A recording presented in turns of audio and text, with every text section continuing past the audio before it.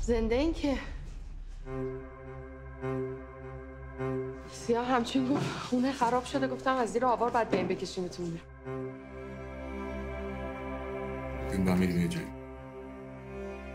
مسئله مستاجر قبلیه. ما قراره بیاد بره. چی میدونم اینقدر محکم گفت هماهنگ کردم میام میبرم که مثلا که شانس آوردیم بالاخره. شما هم همینطور.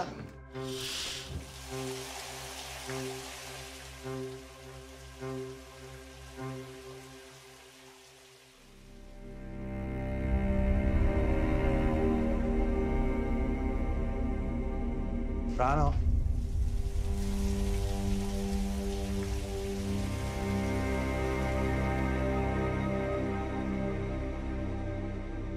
جان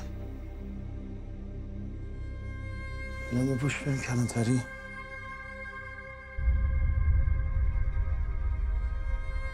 والا ما نمیدونیم چی شو. یه مرتبه دیدیم از بالا صدای داد و جیغ اومد.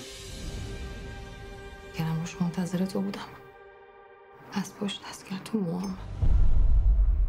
من فکرم تویی. انگار من چه حالیم تو اون خونه که یه سر فرصت هیچ کاری نکردی. چی کارش میخوای بکنی؟ من یه رو باید پیداش کنم. داری انتقام میگیری ازش. من شکایت کنم تو نمیزنی. خب از من چی کار کنم دیگه؟